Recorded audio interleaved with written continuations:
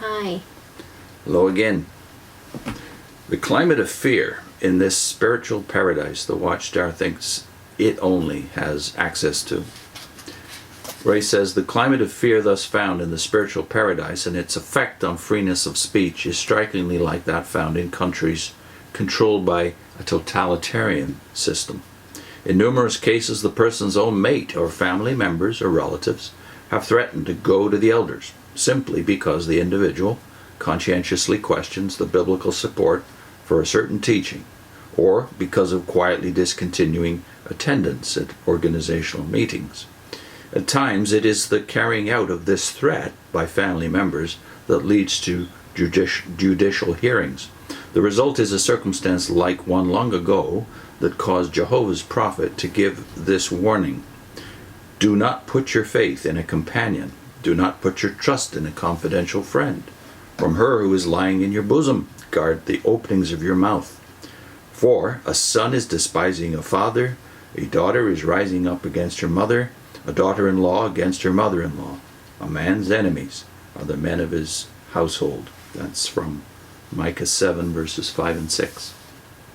The friendship of David and Jonathan is often cited in Watchtower literature as an example of the loyal unity that should be found in God's congregation.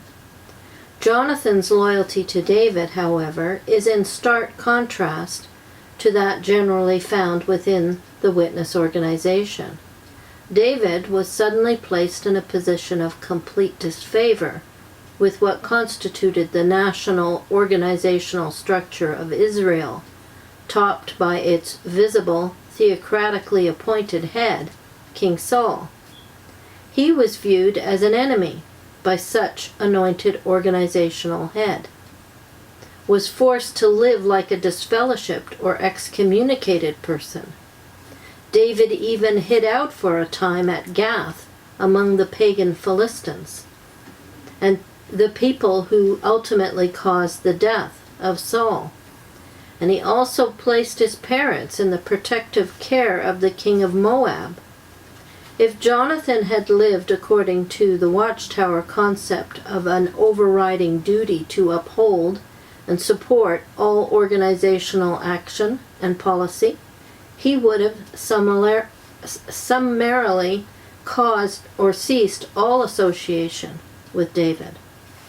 Very much to the contrary, though, knowing that the highest authority of the national organization viewed the man as an enemy, he continued to meet with David and act on his behalf, even speaking in the defense of this condemned, exiled man before the anointed, theocratically appointed organizational authority.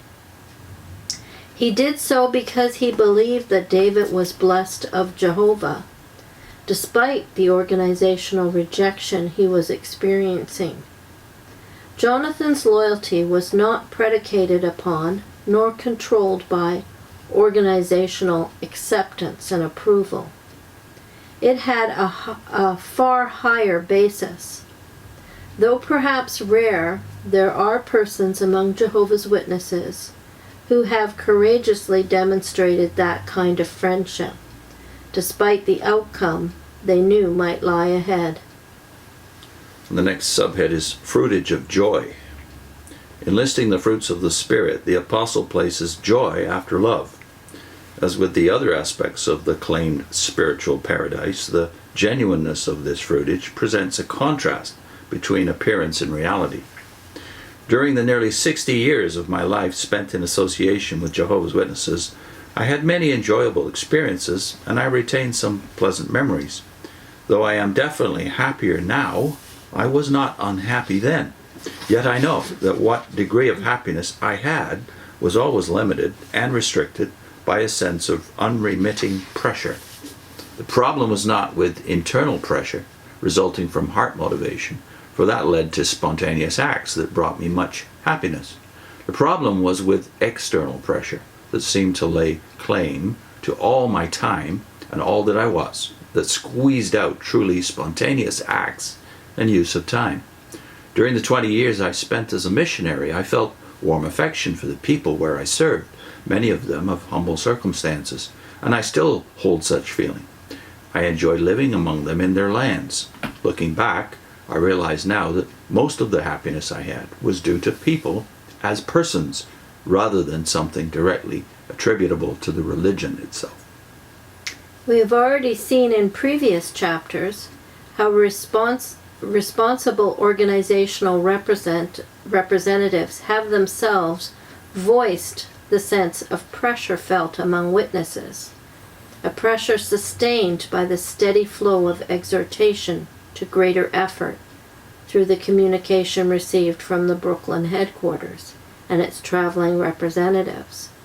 That constant pressure and the stress it produces does not contribute to emotional health or true happiness, nor does it lead to genuine spiritual growth and the joy this produces. It contributes to a routine of activity that often brings little sense of accomplishment, and which is largely sustained by the hovering sense of guilt the organizational pressure creates. We can't help but think of George Orwell's Animal Farm in this context, because that is where you recognized yourself Yeah. in this parable. Yeah, so even though he was talking about government having that control on people and informers, so that you were in doubt of who you could trust, even among your closest friends. That is, I recognize that as being true. And I don't think I would have recognized it until it was like upon me, when I had doubts.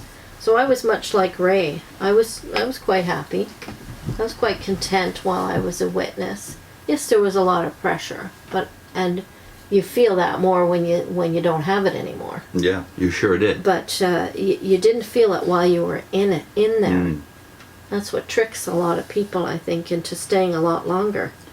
Yeah, and this motivation issue. You think what you're doing is out of love of neighbor, and of course love of Jehovah when you're a Jehovah's Witness. So we wanted to link to, first of all, Vivian's review of Animal Farm and the impact it had on her, which is, of course, not just true of cults, it's true of totalitarian regimes, as Ray points out here. Constant pressure to conform. So we'll put that on your screen, but also a video from earlier in Ray's analysis where he's talking about whether the motivation for most Jehovah's Witnesses is genuine biblical love, or is it really fear, pressure, and pride. That's on your screen. And next time, the rich banquet of monotony.